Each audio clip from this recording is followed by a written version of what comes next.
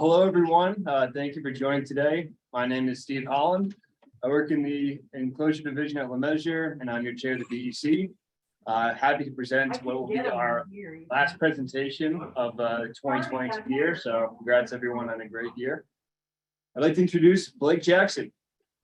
Blake Jackson is the Director of Sustainability with NORR, an 800-person AE company.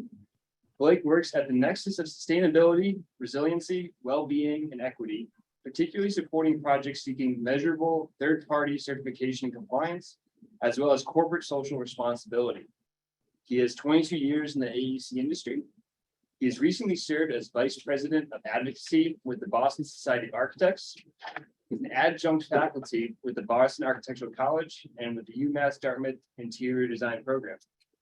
Blake was honored in 2015 by the BD+C magazine as a top 40 under 40 AEC professional and was named to the 2021 class of LEAP Fellows for his contributions to the US GBC. Blake, thank you for joining us. Take it away. All right, awesome. So guys, thanks for having me. It's good to be back. I never thought I would spend 2.5 years outside of this building, but somehow that has transpired for obvious reasons. Nothing personal. The last I left off, I thought we were all doing well. So this is an oldie but a goodie. This presentation is called Envelope Optimization to Decarbonize Multifamily, but actually it's just to decarbonize buildings in general.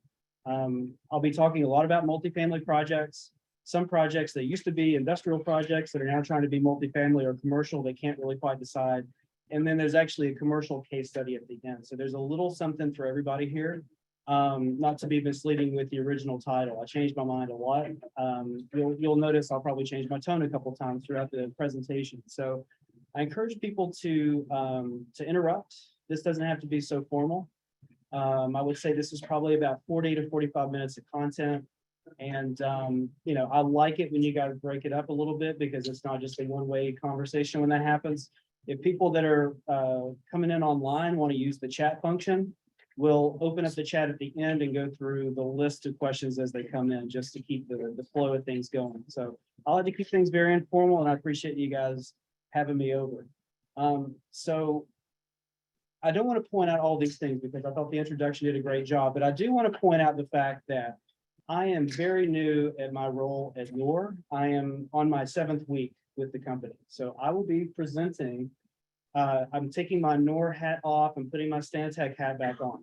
I used to serve as the U.S. Northeast Sustainability Design Lead for Stantec Architecture and Engineering here in Boston. It was working across the U.S. Northeast, the UK, and a little bit in Eastern Canada on projects. Everything I'm going to show you guys is a former Stantec project, and we actually parted ways well. So hopefully the lawyers don't mind that I am talking about the work that we did together. So this is all Stantec work, and I will do my best to answer all the questions. And these projects are all moving forward as of my departure from the company 2 months ago. So with that, we are going to be talking about 6 different projects, most of them multifamily, some adaptive reuse, some commercial projects. And it's really a look at, I didn't want to go and do a deep dive on just one enclosure. I thought it would be a little more useful to talk about the sort of drivers for enclosures within the region, to talk about the direction that we're going and the big picture of why. Why are we going there? And I think that the projects are really an indication of how we get there, but the why I think is really important. So we're going to look all over the urban core as well as the suburban periphery. We're going to be talking about projects that are being driven by LEED, that are being driven by Article 37 primarily, and then also projects that are not in Article 37 territory and what that means and what that means for the enclosure. So big picture, why are we doing this?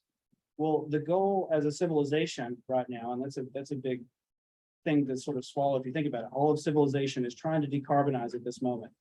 And Boston has its own version of its own plan. City of New York has its own version of a plan for decarbonization, Toronto, San Francisco, et cetera. The City of Boston's 2019 report, and this I don't think has been updated since in any sort of a meaningful way that would merit a new slide. But the goal is to transition from the state of today on the left-hand side of the slide, which is carbon heavy, to a decarbonized right-hand side of the slide, in these 4 major categories, which are buckets that are influencing the total greenhouse gas emissions of the city of Boston. And what that means is that instead of a scenario where we have a centralized fossil fuel heavy utility grid, where we have inefficient buildings and building envelopes, where we have lots of waste and lots of greenhouse gas emitting transportation. I'll pause. Few more guests for you. No worries. Thank you. Do you want a beer? Hell yeah.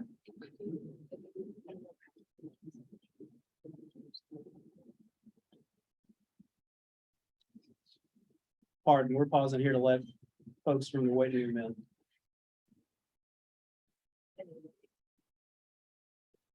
I did not know that. Thank you.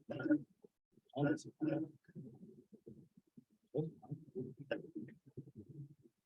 right. I'm gonna click here just to make sure. All right, I'm gonna try to resume where we were. So big picture, we're moving from a state of today, which is the left-hand side, to the state of the right-hand side. So as opposed to a central carbon emitting, carbon heavy utility grid, inefficient buildings, highway systems, and greenhouse gas emitting transportation, we're decarbonizing all of that to get to zero by or before 2050. And the goal is to have a decentralized, renewable, clean energy utility grid. And it's not going to be 100% without fossil fuels. It's not 100% total fossil fuel free. It's going to be somewhere between 80 to 90% renewables is the goal. There will still be a need for fossil fuels in the future for redundancy and resiliency purposes. Now, all that clean energy is going to be enabled through upgrading of all of the existing building stock, as well as carbon neutral, zero net energy new construction building stock. So we're going to beef up the building enclosures, and all the new codes are moving towards that. If you're familiar with passive house, that is on the horizon. Whether we call it passive house or something else is irrelevant, because codes are starting to go beyond LEED to meet that level of performance. We're going to introduce circular systems to waste, and we're going to have clean energy transportation systems or alternative systems for transportation, which promote physical activity and health and well-being. So that's the state of today, transitioning to the state of tomorrow. Now, how many people, just raise a hands in here, the people I can see, are working on Article 37 projects in and around the city of Boston right now? It's 1, 2. I'm shocked. I thought it would be everybody. So Article 37 is asking us to already design in the state of today in our buildings. Birdo version 2.0, 2035 carbon emissions is one strategy that they're asking for us to think about. And if we think about it right now, it's almost going to be 2023. The projects that we start tomorrow are going to take probably 4 to 5 years, sometimes 6 to 7 or 8 years to gestate. So we are having to already think about this state of 2050 today. And this is really driving a lot of the decisions around code updates, as well as enclosure design in buildings. Now, you guys can see this really well on the screen, but this is basically a deconstruction of the city of Boston's carbon neutral building assessment. And what it asks us to do is to basically create a version of our project, which is passive house without calling it passive house, because that's scary. It sounds expensive, right? Call it zero carbon assessment. It sounds a lot friendlier. It's making me smile right now. But what we're doing is we're having to do an all electric passive house equivalent version of our project with early phase energy modeling and cost estimation. And we'll look a little bit later in terms of what that means in regard to the typical process. What I would like to point out here is not the details of this text heavy slide. I hate text heavy slides. You can take a photo of this if you need to. I'm happy to give a copy of this to anybody that wants a copy afterwards. But the point that I like to make here is that in order to enable that passive house level of performance, that all electric future, we can't rely on the HVAC engineers to make this work any longer. It's actually the architecture has to do the heavy lifting. If you look at those U values from a stretch code and the gray column there to the right-hand side, the carbon neutral building assessment, for the glazing, basically all the components of the envelope, your committee, it has to do the work. The architecture can no longer be lazy. And so in order to enable that future, again, it's not just the bright and shiny objects of the net zero carbon neutral new construction projects. It's also a going back and retrofitting the existing building stock as well to decarbonize. And this formula is the key to that. Now, what is unique about this process is in fact its process itself. So it's not just when we look at this, it's not just adding it to the end and saying, okay, we evaluated it, great, we can't afford it, let's move on, business as usual. What's happening is it's overlapping with the architectural process in a way that is actually leveraging it to not be a hallmark of what it is that you evaluated, but it's coming early enough to really drive the architectural decision-making process so that the process can move in a direction that we can cost effectively realize those 2050 goals today. So this is a traditional design bid build sort of SD through CA timeline. And you would typically see cost estimation coming in at these milestones with some energy modeling towards the end of design development. If it gets started early, sometimes it doesn't come on until much later, unfortunately. And then it goes through CDs and it kind of wraps up. But this process tells you what you did. It's not really driving the process because it's not coming in early enough. If you overlap Article 37 with that, which is really driving this process locally, you start to see these three filings which in the new structure are the same. But if we look at where the energy modeling and the cost estimation process comes in the carbon neutral building assessment scenario, as you begin to see, it gets shifted to the front. So notice before you even do a project notification form filing or PNF filing at the very beginning, you have to have done cost estimation and early energy analysis within this carbon neutral building assessment methodology. It happens again at DD. And you have meetings with the city hall to go through commitments that you're going to be beholden to that are in line with those 2050 targets, or at least right now, those 2035 targets that will begin to be influenced by CDs and everything as they unfold, but you can't go back once those commitments are made. If you have to pull something out for cost, you have to find a way to replace it with performance. And so this in and of itself, to me, is fundamentally changing everything around the ecosystem of this market. It completely transformed my job when I worked at Stantec. The first 3 years were about compliance. The last 3 years I was there was all about trying to tackle this in a way that made sense cost effectively. And I think that this holds the future. And the city of Boston, for better or for worse, is sophisticated enough to really enforce this in a way that can obstruct your critical path, which makes owners nervous, which makes them suddenly have money available for the things in the 2035 and beyond bucket. But this is just a simple diagram to illustrate the shift in the process, which has been fundamental. And this is what sustainability professionals like myself have been asking for years. It wasn't until this came along that we actually got it. And again, why Passive House? Why not BREEAM? Why not Living Building Challenge? Well, Passive House, if you're not familiar with it, it's a building code from Germany and the other Alpine countries. So it's used in Switzerland, Austria, and others. That's been around since the 1980s. And instead of a rating system, it's a code. It's essentially an all or nothing proposition. It's a building code or a formula for ultra efficiency in buildings. I know that this is a residential project, but a single family, it can be scaled up to the size of a commercial building or a commercial level multifamily. And it's predicated upon practices which give you enhanced thermal insulation. The Passive House windows here is more for the PHI international version because they have Passive House certified products. It's a whole business overseas that we don't necessarily get into here with FIAS, but the idea is that you have enhanced glazing, enhanced thermal insulation, ultra airtight construction designed to limit thermal bridging and to reduce thermal bridging in design. The building has to pass a blower door test. And the idea is that by building a building as airtight as the thermos, you can heat it based on the internal gains of the sun, the people on the inside, and the use of energy recovery ventilation.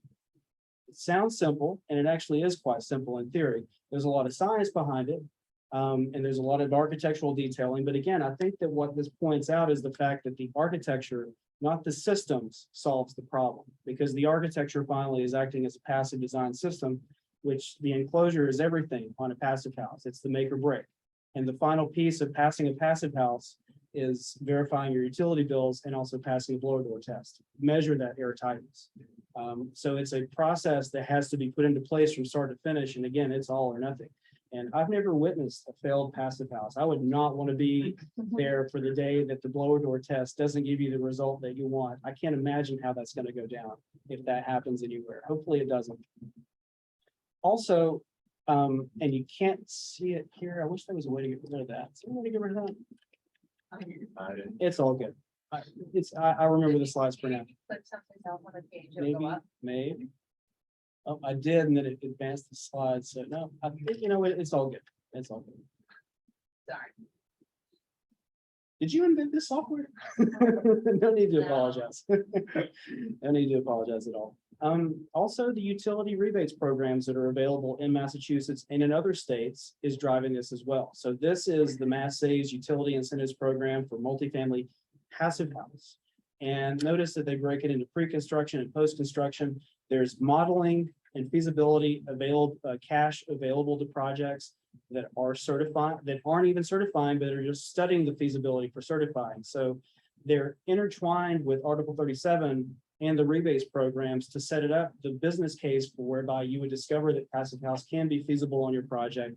And then if you choose to certify, there's upwards of $3,000 per unit, as well as this performance bonus for kilowatt hours and therms that are not utilized. Now, I'm going to go ahead and qualify this real quick. These numbers get skewed in an all-electric scenario because you're suddenly utilizing electricity to heat a building in a heating climate, and that's inherently less efficient than just doing it the old-fashioned way with natural gas. So you don't get all the performance benefits that you would get with passive house if you were allowed to use natural gas. So just something to throw that out there. That's a conundrum that we kept running into at City Hall when they were pushing the all-electric buildings. And this is just something that we're going to be in those types of growing pains as we move forward towards that 2050 goal, and we're in 2023 right now. So these structures reflect the state of the market right now. And I'm pretty sure if you went to John Dalzell with the passive house that had a little natural gas in it, it wouldn't be the end of the world. But they are really pushing hard on the all-electric buildings, and they see multifamily as a way to get there, for better or for worse. So I'm going to dive into these projects, but before I do that, I'm going to pause because that was a long introduction, and there's probably, I don't know, based on what I can see, there's maybe some questions. So what do you guys think? Give my voice a chance to rest. Yeah, can you go back to the previous slide, please? I would like to. So just to kind of reiterate what you're saying, so these models that are on the screen are specific to using natural gas, but as we kind of move forward towards pushing towards all electric building, these metrics are not equal because of the source of energy. Am I understanding that right? Almost. So the issue is that these rebates are available statewide. And it's the city of Boston that's really pushing hard on this all-electric building. It's also Brookline. It's also other municipalities are starting to get on the bandwagon of all-electric buildings. Now, passive house doesn't care about your source energy. You can use as much fossil fuels as you want. It's predicated upon meeting an energy budget based on the occupancy of the building or the number of beds plus one if you're doing a multifamily project. So they had to write the incentives for the bigger market because that probably made sense. It comes back, the incentives are better if you're not doing an all-electric building. And it's just because you're heating with electricity, which is less efficient than doing it with natural gas, which, you know, if your baseline has 0 therms to offset, then suddenly it just skews the numbers to where the payback is longer. Okay. Is what I was trying to say. Yeah. Yep. It's hard to summarize that, right? Yeah. I need like 50 slides to summarize that, but yes. It's one of those things where when we started looking at all electric buildings, when we would do our life cycle assessment modeling for the zero carbon assessment projects, is that the return on investment kept getting better for projects that would go everything but all electric. And as soon as they would go all electric, the rebates money would dry up. Because we're in a heating dominated climate and our baseline is predicated upon natural gas use. And until that changes on the ASHRAE 90.1 level, then it's just going to pencil out that way. And it's just a loophole that we've been trying to, we as in Stantec, we're trying to advocate for that, hey, we need a rebates program that even pushes harder for the all electric option, because we're actually de-incentivizing the all electric option based on these models here. Okay. Is the fix that's being talked about providing a better bonus for electric, like? I don't know. I think we just talked about it. I don't think it's being talked about. The fix. Okay. Yeah. Nothing's really being done right now about that. Right, right. And I've been out of the loop now for about 2 months. So I'm not sure if that's changed. Maybe it has, but it's something that we've unearthed through doing this. Is there anything, are you aware of anything on the commercial level through the IRA that goes in that direction? I know on a residential level, they're kind of mirroring what Massachusetts is already doing through Mass Save for residential electrification. You know, good question. I don't know of anything. It never came up in my commercial practice while I was practicing here. Well, it's just passed, so. Yeah, okay, that's fine. Well, good. I'll follow along because whatever passes here eventually trickles to the rest of the country and the rest of the world at some point. So we get to know what they're doing here because it will, we still here in Massachusetts lead the way in terms of all these types of things. So good to know. Anything else? No? All right, let's move right along into the case studies then. So this is a project called the Northland Eden Project, and this is one of several passive houses, which were part of a larger project that Stantec was serving. And this is a project I wasn't involved in at all. This sort of started when I started, and it got onboarded quicker than I did. And I was jealous not to be on this one because this one was one that a master planned. We executed several buildings on the side. I believe Q3 was doing some other residential buildings on the project. There's adaptive reuse, there's new construction, there's a little something for everything. I think they're even using the sites rating system for this project. So it's doing a lot of sustainability, being driven by the developer, also the city of Newton, and it's actually pursuing the passive house certification, and it's a CLT, several of the buildings are CLT as well, and this is one of them. What I'll point out about this building is that it is a mixed-use building, so it has retail, community-based retail on the ground floor. And as you'll notice, there's not a lot of ins and outs. That's one of the things about passive house. If you start to get into the details, it make it very expensive if there's lots of innies and outies. So it's a relatively simple series of boxes that pull together to try to create an architectural bravado by different size windows and sort of simplification of the details, which make passive house a lot more cost effective. If we look at how we're leveraging Revit to draw those details, finally, somebody realized that Revit has a color feature. So I don't know about you guys, but when I look at, page 300 of a spec book or of a book of construction documents, at some point, I just can't distinguish what line is what anymore. And things are on top of each other. And, it's really hard to read the dash line that went on top of the center line, that, all that kind of stuff. What's great about the color feature in Revit that we're finally leveraging is that we can cut sections and make sure that that line that we're supposed to be able to draw all the way around the building enclosure actually can complete itself. And we're utilizing it to compartmentalize the difference between what the building owner is responsible for versus what the tenant is responsible for. We're using it in tenant guidelines to distinguish what can go where and who can hang paintings on this wall and not that wall and all that kind of stuff. And it's the colorization feature within Revit that is changing the way that we think about construction documents for the better. It only took 20 years. That was a project that was being driven by a client that wanted to seek certification. But what about the other projects, right? We talked about existing buildings. So this is a unique project over in the Charlestown Navy Yard. And this is the old Chain Forge building. It's a building that is on the National Register of Historic Places. And it was attempting to become an affordable adaptive reuse project. And it had to undergo Article 37. And as you probably know, if you've ever worked on a historic building, you can't really change the architectural character very much. So you can't pick up those withes of brick and start wrapping air and vapor barriers around them, right? They kind of are set. So, well, what do you do in a scenario like that, where if you were to unfortunately affect the architectural character in any negative way, it eliminates the tax credits that make the project viable economically from the very beginning. And you don't find out that you did that till the very end, by the way. So it's a very tricky assumption of what you would do. Well, the city of Boston wanted an all-electric building come hell or high water. So that was fun.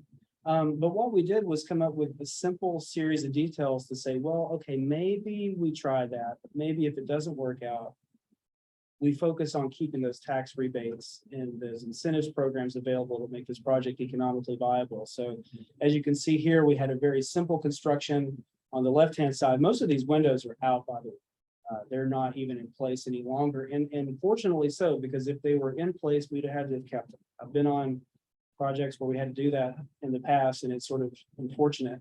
Because there's nothing sacred about that single pane glazing. It's not doing us any favors from a greenhouse gas emission standpoint. But what we were able to do is we were able to work with the existing details to add to them while tastefully trying to not alter the architecture so much, but to increase the performance of the building within the confines of the budget. This is as far as we got with that project, to be determined on that one, because I'm not sure where it left off. These are a little more bread and butter projects, and I present them together because they're very similar. These are urban infill projects, affordable housing projects. One on the left is in Chinatown. The one on the right-hand side is in the Mission Hill area, over near Longwood, and on Huntington Avenue, excuse me. And what's great about these projects are they are developer-driven, affordable housing projects, not seeking lead, solely trying to get through the Article 37 process so they can obtain a permit and a certificate of occupancy. And how did they leverage Passive House? How did they leverage the envelope to do the work? What were some of the challenges that come to a more bread and butter style project? Well, this gets into the crux of 3 years of my career was spent negotiating this space right here. And again, I'll share the presentation with folks afterwards if they want it. But what we try to do when we would first kick off a project, once this became the law, and what I like about I don't know if you've noticed, I like the carbon neutral building assessment. The reason why I like it is because finally City Hall's told us what they want us to build. So it takes the guesswork out of it, which was what was great about Passive House, because it was a code, not a rating system. So it wasn't cherry picking and playing darts with what credits you wanted to do versus the ones you didn't matter, or if there's an ATM within walking distance or whatever. It just focuses on what matters, right? What we as designers impact and influence with the design. And so once we knew what that was moving forward, we did it twice the same way. So we knew we'd do it a bunch of times after that. Used to, it was never do the same project twice. What we did was we said, well, look, we need a mechanism to help our clients and the cost estimators understand in schematic design what it is that we're battling against from a code compliance standpoint, as well as a cost and a space saving standpoint. And what we did was we created this to scale. So each one of these little Excel files equals an eighth of an inch square. It's a brilliant tool that we developed. But the goal was to visually show the difference between a LEED minimum compliance ASHRAE 90.1 prescriptive performance wall for climate zone 5A, a stretch code version of that wall, and then the carbon neutral building assessment version of that wall. We're able to put a thickness to it. Now that seems like a level of minutia that in schematic design would make any architect coil in horror and run screaming and fire me. But here's what happens if you don't get this right early on. And this is why I spent 3 years talking about that space, what it was going to be, is because if you extrapolate that information up to the scale of the entire floor plate of a multifamily project, and this is one that we were developing for a master plan just to test a whole bunch of other things. And there's nothing particularly remarkable about that prototype. It could go anywhere. But if you don't focus on that level of space detail right there, you could lose about 235 to 250 square foot per floor, which is roughly half a studio per level. And if this is a 20 level building, well, that's 10 units you don't get rent for. I don't know any owners that are really itching to increase the cost of their building at the expense of their leasable area. And that in and of itself is the conundrum we find ourselves in. So how do we overcome that? And so this is the level of rigor that we were using on these types of projects that were solely driven by trying to overcome the housing affordability issue in the city of Boston, as we all know, which is a real challenge. And it's not just here, it's everywhere. And if that wasn't difficult enough, how do we do that while also keeping in balance the embodied carbon in the envelope too? Because as we focus on reducing the operational carbon, we do so at the detriment of runaway embodied carbon in the building. And I showed this diorama here on the right-hand side. Now, this is a single-family passive house construction in Germany or Switzerland or Austria. So this is not really a fair comparison to a larger sort of multifamily project that we would do. But I like to show this diorama here just to give you a sense about the amount of material that goes into a section of wall versus a code minimum compliance wall. It's a lot. It's a lot of product. And if we start to look at the embodied carbon of the envelope, it represents about 20% of the embodied carbon of the entire building. The lion's share of that is in the structure, the real heavy stuff. But the envelope is about a fifth of it. And the envelope is sort of the balance between operational carbon and embodied carbon. It also gives the building greater durability. If we're able to panelize it, we can speed up construction, potentially control costs. We can increase quality. The goal is to focus on the insulation values and the global warming potential of the various different insulation options that we have as a method by which we would reduce embodied carbon. And one of the things I like to point out is that even though triple glazing is probably a good idea, specifically in an urban environment, because it does other things than just provide light and views, it also helps to improve the acoustics of the building as well, also helps to improve the performance. If you get the window to wall ratio correct, which means you don't overglaze your building, we find oftentimes in ASHRAE zone climate 5A, you don't need triple glazing. It's a nice to have, but if you're on a budget, you don't necessarily always have to have it in order to meet stretch code and also the zero carbon assessment either. And so a lot of times going through these evaluations, utilizing a life cycle analysis approach early on in a project, you can find those cost saving mechanisms to say, well, maybe we don't build that today, but the project will be renovated between now and 2050.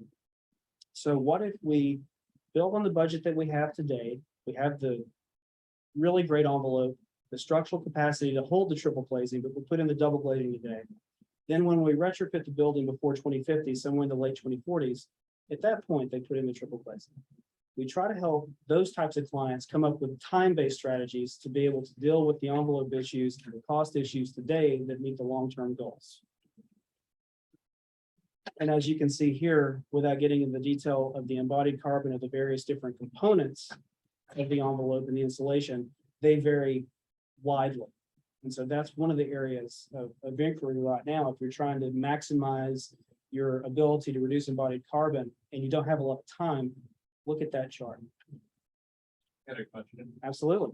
Have you had a project where you provided triple glaze glazing pockets, but you used double glazed units? Or is that just an option? That was the option for a multifamily project that we got through Article 37 compliance for the second or the third file. So it hasn't been constructed yet, but we've got a commitment. We got a commitment on behalf of the developer. We got a letter of compliance from the city that said we could build it. And it was one of those situations where we were looking at how, because we knew we had the budget to do either of the envelope improvements or the triple glazing, but not both. And we looked at each one in isolation and we found that each one had the same impact to the project, but the envelope was about $600,000 of savings if we did it today. And it was a no-brainer to say, well, let's go all in on this, so long as we make sure that we detail this in a way that it has the capacity to easily plug and play those triple. And I know that's a gross oversimplification because it's not just potato head doll, but you get where I'm going with this, right? And the city worked with you on that. They understood. They were okay with just committing. Yes. In the future, it's going to comply. Yes. Right. Well, because it would be building code by then anyway. Yeah. So, I mean, it was one of those things where it was like, that was the plan to get it through. Because, one thing that they have to acknowledge is that if you overburden a project with cost, then people will just go and build somewhere else. So if you want housing in the city of Boston, you gotta work with us a little bit. And it's not people being difficult. When you do these life cycle assessments on some projects, the all electric passive house has an absurd return on investment. So what that means is that you need to go back to the drawing board and begin, set in stone.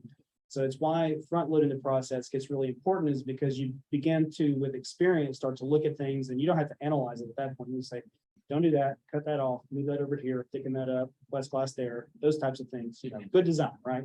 We can start doing that and we have the justification to do it now because we have to get through this hurdle.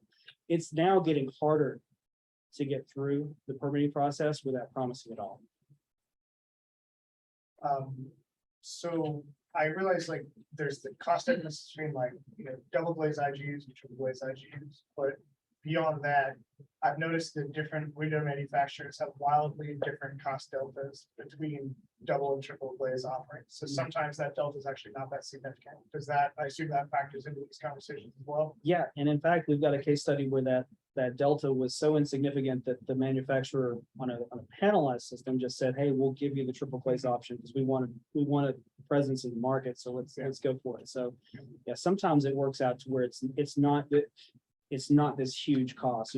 The project that I'm referencing there for full disclosure it was punched openings, right? So we were easily able to extract the windows and just look at it as a line item as opposed to it being more integrated to design like a curtain wall system or something like that. So yeah. Any other questions? Appreciate the dialogue, by the way. I have one more embodied carbon that you might be getting to, but on your last slide, you said that the enclosure is like 20%. Yes. I feel like I've seen really good breakdowns for structural materials, concrete, steel, this is what percentage that makes up that small of a chunk of the pie, but for enclosure, are we mostly talking about glass and aluminum, or are some of the other players having a really big impact? I'm gonna have to go back to my notes on that because I don't want to give you an answer that I can't substantiate. So that number, this slide, in fact, everything but this is an oldie but a goodie for my collection, for my travels. This is the kind of geeky stuff I do on vacation, by the way. If I just so happen to be going by. But yeah, these numbers and these bullets come from the BSA Embodied Carbon 101 presentation. So I referenced it from a reliable source, but where they got that information from, I'm not 100% sure. I took their word for it. They're the experts. But when Mark Webster at SGH talks, I listen. Right? He's a smart guy, so not sure that that's his number, but that's the level of caliber of presenter that they had. I just showed this slide to get back into the discussion while we're talking about embodied carbon. The reason why we focus on it is because operational carbon got all the attention since 2005 when we realized buildings, more than the obvious transportation and industrial sectors, were the largest emitters of greenhouse gases. If you extract materials and construction from that, 40% of global greenhouse gas emissions, 11% of that is materials and construction. Now, if this line here, hopefully the people online can see me, if this represents time and this represents intensity, our operational carbon footprint is going down because codes and return on investment, electrification, all that good stuff is trending towards zero. At the same time, the embodied carbon is trending the opposite way. So we have to make decisions now so that our future doesn't run away with embodied carbon considerations. The projection is that by 2050, they'll be one and the same in terms of their level of impact on a project. And so we luckily have time to play catch up on this, but we should probably make decisions now versus later. Because the materials that we're choosing right now, hopefully we'll have the purpose of this is to make an argument in a business case why they need to have a long, useful life. I often hear people giving concrete a bad name, and I remind them that when they went to Italy for their vacation, they actually went there to tour concrete. It's probably not the reason why they went there, but that's what they did. So concrete's pretty cool, actually, if you think about it. It's when you use 1,000-year material for a 10-year task, that's just not wise, right? So the purpose is to really fundamentally rethink how we use materials so that they stay in their useful life for their useful life. I don't know if we're gonna have any 1,000-year interior retro renovations, but it'd be kind of cool if we could. We talked a little bit about panelization, and certainly panelization factored into some of our passive house projects. So this is a look back at the Needham project. And I just wanted to bring up panelization since we're talking about it as a mechanism by how we would control costs and actually speed and quality, air tightness, and reduce embodied carbon. So that's why it kind of made its way up here. But again, certain pieces can be constructed off-site and brought to the side, and everything else can be fit into place on site, which is sort of a new thing. If you look at the traditional way we build passive houses, it's a little more like this. I see the future of passive houses, and nobody's cracking this code yet, but it's something that we're talking about in my current company right now is how do we do a modular passive house? How do we do a prefab passive house at the scale that we need to house everybody that we need to house them?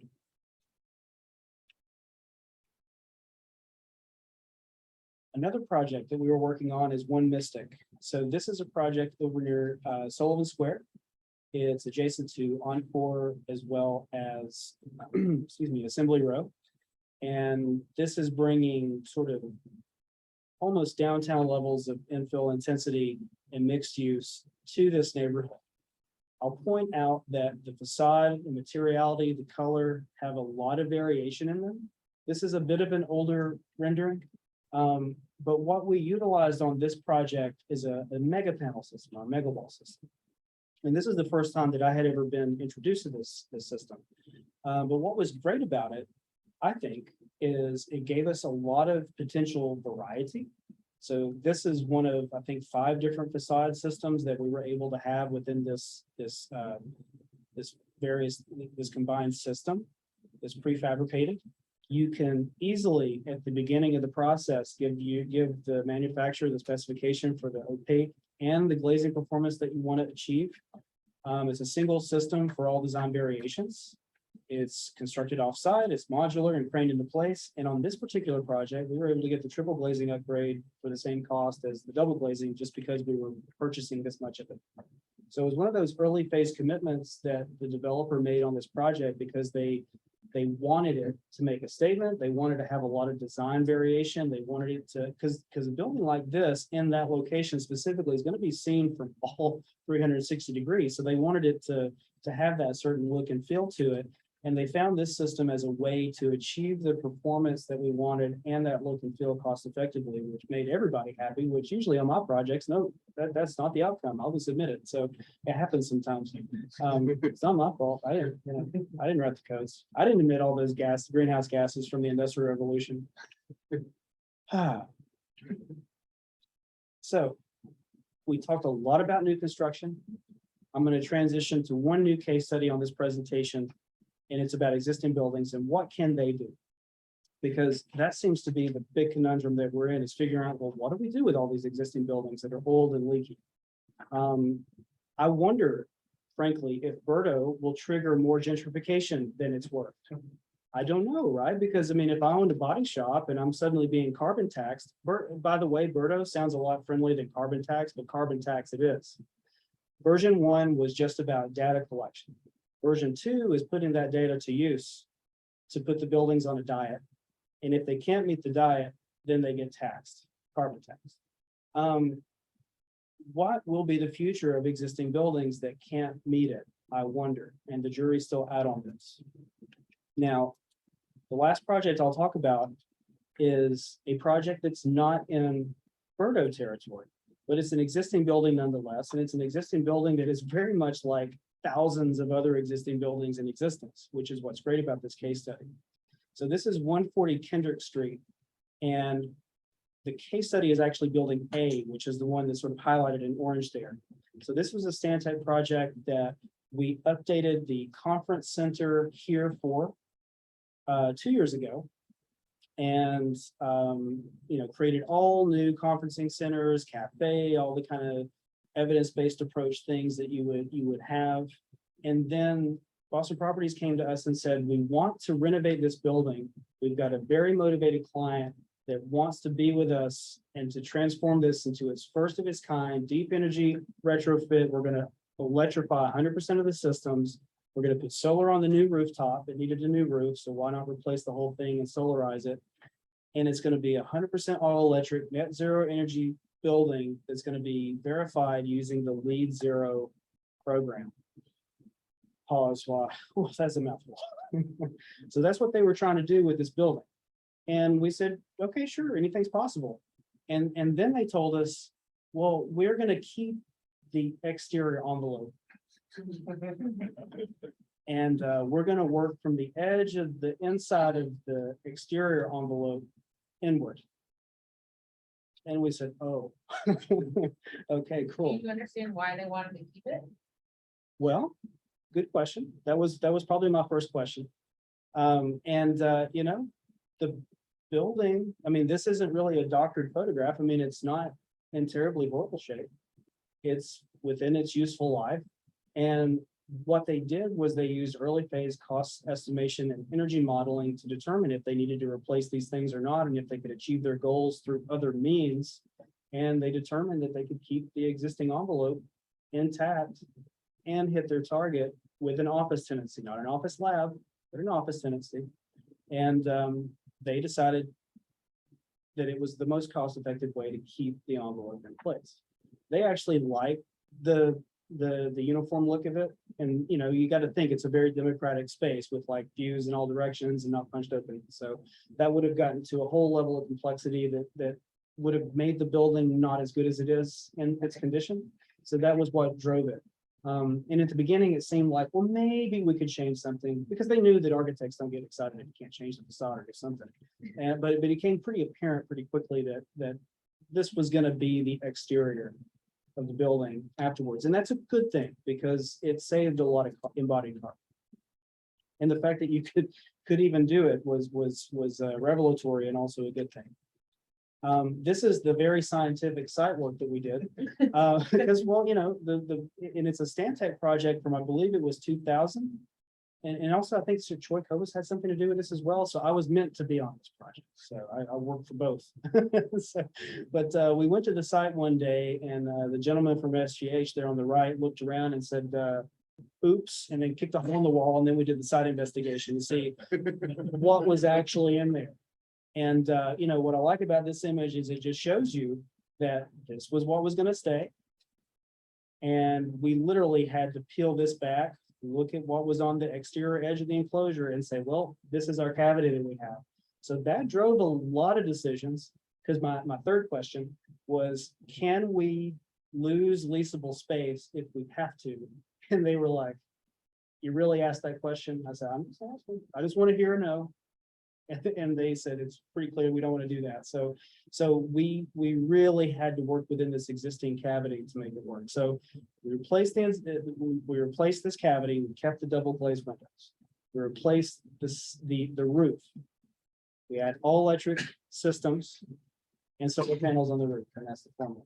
And there's other projects that are happening on this campus. There's a battery that's going on this. There's going to be a solar canopy that goes over this entire parking structure. They've got big plans for this area over here. But this is 104,000 gross square feet of in construction commercial space, deep energy retrofit that's going to win a whole bunch of VE Plus awards, because nobody else has done it at this scale yet, which is kind of awesome. So there's hope for the existing buildings without having to dismantle them, you know, pick up the historic building, you know, wrap it, put it back down. There's ways around it to get it to where it's trying to go, and it can decarbonize as well. And there's a slew of these buildings that need some work. Like, is the cost switch being passed on to the tenants? Good question, I believe so. But I'm not 100% sure on that, to be honest with you. Because we didn't quite get into that one. Because to be fair, it's a Boston Properties project, and they're gung ho for sustainability, and they found the right tenant for the space. And so it was one of those opportunities where it's like right tenant, right space. Maybe we prioritize this project now as opposed to some other kind of a project, and then it took on a life of its own. So I was never a part of the conversation where it was one way or the other, but I imagine it would be them paying for that, right? Because you want them to be responsible for it so that they can manage it. But it was also a tenant it's very mindful of these things as well. So it's kind of a good marriage between the two. All right, there's our building science in action. And then just to look at on this project, I do want to talk a little bit about process, and I promise I'm almost at the end here, is that this makes me a little nervous as an architect that our role in schematic design, AKA the most fun part of what we do, was pretty substantially diminished, because the project brief was, these are our higher level goals that we want to achieve. We want to work within the confines of the existing building envelope if we have to, and they found out that they could. So all the schematic work was done by the energy modeling team, cost estimation, and a sophisticated enough developer to be able to manage that process and understand what those outputs that they were getting met. So we really weren't engaged until DD. Now, I don't think that this is a formula for all buildings to take, but I do think it's a very cost-effective mechanism by which you can adapt and reuse existing buildings that are within their useful life from an embodied carbon standpoint. So I'm hoping that this doesn't take off, but it could. And I don't know, maybe it should, maybe, I don't know, we can debate that. But this was a new process that sort of opened my eyes to the possibility of like, how do we approach these buildings, particularly these existing buildings, which are the ones that got us in the carbon conundrum in the first place. So with that, I hope we can have a great discussion about this over some beers. I thank everybody for their time and attention. This is my new contact in case you need it. Reach out. I'm happy to send a copy of the PDF of this presentation. And I'll leave you with, I know you're supposed to have 3, but I have to have 5 takeaways. That's just, we've met, right? So yeah, you get it. Passive House has arrived, whether we're certifying or not. And I suggest people to take I don't get any money for this. I suggest people do take the training, not necessarily to start their own Passive House business, but to understand how to manage the consultants that we do work with to do it. I was really gung-ho about building a Passive House practice when I took my CPHC. And then a week later, I was like, oh, no, I'll hire, I'll hire that out. There's no way I'm going to sit and build all those assembly libraries from scratch. You know, that's a big value that those consultants bring. But knowing how and when to manage them to maximize their benefit is a plus. So having that expertise on hand is useful. Envelopes enable strategic electrification, and basically that means architecture can no longer be lazy. Integrated design is more crucial than ever, I think, specifically after you saw what happened in the last scenario. Existing buildings play a role in decarbonization, which we've covered, and then we've got to balance everything that's happening in the world right now: rising costs, performance, impacts upon leasable area, and embodied carbon. Thank you.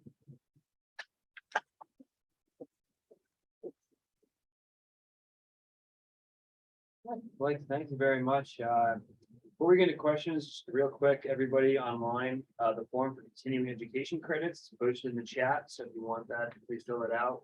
And everyone here, make sure you grab the sign-in form if you want that. I think you see the first question from Ken, Blake, but that project at Mystic Ave with the mega panels, is the manufacturer? Good question. I think it is. I mean, pardon my ignorance on this, but I thought it was just a mega wall system. It's just a mega wall. So I think it's a proprietary system is how I understand it. Yeah. There's a part of me that feels like that's a trick question. How you doing, Blake? No, I asked that. I was just curious, and maybe you're right. I hadn't heard of that manufacturer itself. I was just curious. Thanks. It was new to me as well.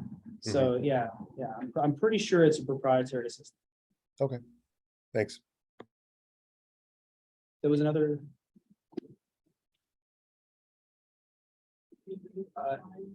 No, that was it. Oh, okay. That cavity that where you showed the hole that you do the retrofit, what did you do for insulation with that? I'm just curious. And we also repeat the question, because I don't know if online people can hear. Yeah, sure. So the question was, let me go back to it real quick.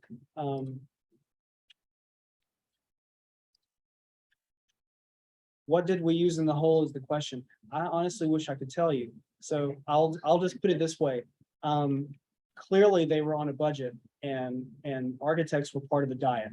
And one of the things I had to do to make this project work financially was to value engineer myself out of it. So I can't tell you the specific details on it. But my my coworkers at Stantec could, if you reached out to me. I guess this. We got a double agent over here. Well, and also this is, you know, we're all on the same team here, right? So when I say value engineer myself out of it, originally we thought we were going to do a lot more of the scope. And then whenever this this process sort of emerged, it became clear like, well, we've already got other consultants on that. I'm happy to help facilitate this happening. And then it's like, I can get out of the way. So my counterpart at Stantec is the one that took this photograph. And he was there to sort of photo document the process and really take detailed notes. So he could give you the lowdown of what's going on over there. But yeah, unfortunately, I was all excited about being a part of a net zero project. And then they're like, well, but you can't play. I was like, okay, fine, damn it.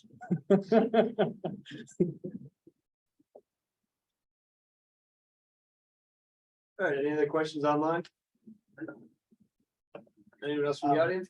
Not to push you on the spot here, but who put together those slides showing the different phases and different milestones and how they sort of typical path compares to the new path? It's very helpful, very useful. You're looking at it. Okay, that's what I thought. It's like, I haven't seen that before. It's good. It's good information. It sometimes helps, I've been trying to tell that story. And I realize like people's eyes are crossing because it's like just too many details. So it's like, oh, yep, we need a visual. So it makes it easier. Nice. Thank you. That was my life for 6 years. And you are willing to share all the whole deck? with Sure. us? Yeah, I mean, yeah, why not? So We just- also tend to record it and put it online. So either way, Okay. Yeah, yeah, maybe I should mention that. yeah, it's good. All right, well, thank you very much, Blake, for the presentation. That was wonderful. Thank you. Thank you to everyone joining online. We're gonna have a BEC board meeting in about 10 minutes or so. So thank you all for your time. Have a good night. That said, anybody who's not a board member does not have to run out. We're welcome to hang out, have a conversation for now. We'll get around to our super exciting business. Yeah. I'm guessing you guys probably want to keep this going. Yeah. That's what I've always wondered. It's like, what is How do you do that? You actually honed in Wait, on that was me, Owl? Blake, for most of the meeting. It and has that's like why. multiple cameras. Oh, okay. That screen you're seeing now is what was up there for most of the presentation. Trying to get it done the whole time. My wife.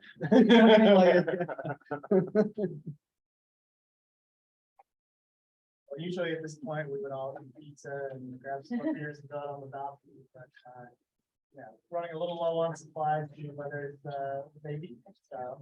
it's up Our to main you. contact is on vacation, so we'll just throw her under the bus. Sorry, we have- for you enjoying got her time off emergency, work. emergency drinks. No, I'm just kidding. Yeah. Susan's amazing. She committed the heinous crime of taking time off. I know. Granddaughters. And now we don't have pizza. Who would have thought, right between the holidays? I found myself doing that the other day where I was like complaining about, like, damn it, I'm so behind, like, blah, blah, blah, I just had like a week off and like my counterparts in Europe were looking at me like, oh God, he's an idiot American, he's complaining about time off. And I realized I could read them. I was like, oh God, I'm doing it, aren't I? And I said, yeah. Yeah. They're like, you're the only guys in the world to do that. It's like complain about time off, so just taking it. Well, plus they all get like a month off, one of those months they get off. Yeah. Yeah, right. Yeah. Plus more holidays than we get, so there's that. Yeah. Be out of office is gone for 2 months. Don't contact me. Right, Yeah, right. right, exactly. Definitely part of the lead time conversation. It's like, oh, December, add a month. You stop recording. Yeah. Well, nothing but last time. Yeah. We had. Yeah, a we meeting and recorded the board meeting. Our entire meeting and then. And it ended up on the website. Go to more. Oh, thank you. Thank you so much for coming. Thank you, Mike. Appreciate it.